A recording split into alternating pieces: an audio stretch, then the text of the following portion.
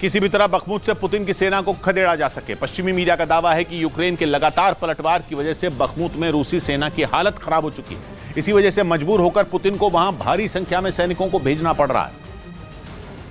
क्योंकि पश्चिमी मीडिया के मुताबिक बखमुत में पिछले साल दिसंबर से अब तक 20,000 से ज्यादा रूसी सैनिक मारे जा चुके हैं। यूक्रेन के पलटवार में रूस के सैकड़ों टैंक और दूसरे हथियार तबाह हो चुके हैं। यूक्रेन का दावा है कि कई मोर्चों से पुतिन की सेना पीछे हट चुकी है और बखमुत का पश्चिमी हिस्सा पूरी तरह उसके कब्जे में है। मतलब पुतिन की सेना बखमुत के 80% हिस्सों को जीतने का जो दावा कर रही है वो हवा हवाई है। इसी वजह से पश्चिमी मीडिया का कहना है कि बखमुत में पुतिन जंग हारने के करीब पहुंच चुके हैं, जिससे बचने के लिए उन्हें वहां भारी संख्या में सैनिक भेजने के लिए मजबूर होना पड़ा। क्योंकि 8 महीने की जंग लड़ने के बाद भी पुतिन के हाथ बखमुत नहीं आ सका है। इसी वजह से पुतिन का गुस्सा 7वें आसमान पर है। वो किसी भी कीमत पर बखमुत की जंग हारना नहीं चाहते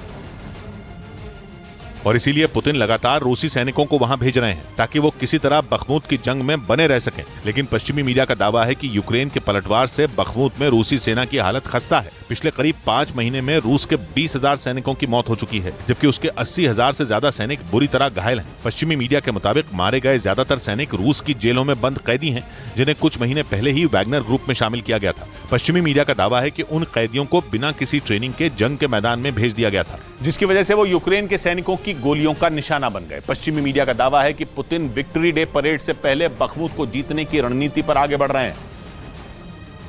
लेकिन दावा किया जा रहा है कि बखमुत की जंग में रूस की सेना पिछड़ती जा रही है। हालांकि पुतिन ने बखमुत को जीतने के लिए रूसी फौज के साथ साथ वैगनर ग्रुप के लड़ाकों को भी उतार रखा है। लेकिन यूक्रेन का कहना है कि उसकी सेना रूस के सैनिकों को लगातार कड़ी टक्कर दे रही है। और अब पश्चिमी मीडिया का दावा है कि बखमुत में रूस के ज्यादातर सैनिक मारे जा चुके हैं और इसी वजह से पुतिन वहां भारी संख्या में सैनिक भेज रहे हैं। लेकिन बखमुत में रूस के सिर्फ सैनिकों की कमी से ही नहीं जूझ रहा, बल्कि वहां उसके जो सैनिक बच्चे हैं उनके पास हथियार तक नहीं है। ये दावा खुद वैगनर ग्रुप के मुखिया येवगेनी प्रिगोजिन ने किया। उनके मुताबिक हथियारों की कमी की वजह से एक ही दिन में रूस ने 100 से ज्यादा सैनिक खो दिए।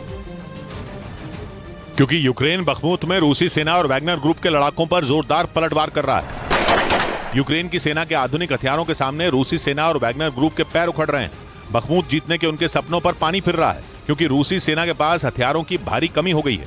8 महीने से ज्यादा वक्त से बखमुत की जंग लड़ रहे पुतिन के जवान हथियारों के लिए तरसने लगे हैं। उनकी तोपों के गोले खत्म हो गए हैं, बंदूकों की गोलियों की भारी किल्लत हो गई है। और ये दावा खुद वैगनर ग्रुप के मुखिया येवगेनी प्रिगोजिन ने किया। यानी पुतिन के सबसे खतरनाक करीबी ने भी घुटने टेक दी और पूरी दुनिया को यह बता दिया कि बखमुत जीतने के रूस के दावे हवा हवाई हैं। बल्कि वहां तो उसकी सेना की यह हालत हो गई कि वो किसी तरह अपनी जान बचाने में जुटी है, जबकि रूस में बैठे सेना के बड़े अधिकारी आए दिन बखमुत पर रूस के कब्जे के हवाई किले बना रहे हैं।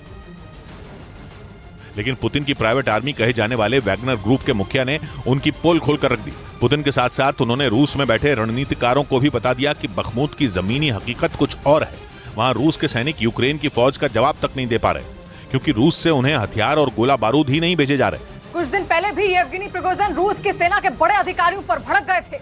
तब भी उन्होंने ये आरोप लगाया था कि उनकी मांग सुनी ही नहीं जा रही। लेकिन इस बार तो वो खुलकर सामने आ गए।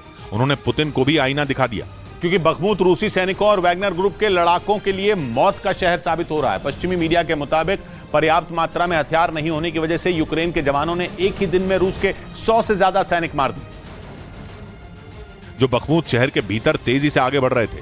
तभी यूक्रेन की फौज ने उन पर धावा बोल दिया। यूक्रेन ने इतनी तेजी से पलटवार किया कि रूस के जवानों को संभलने का मौका तक नहीं मिला।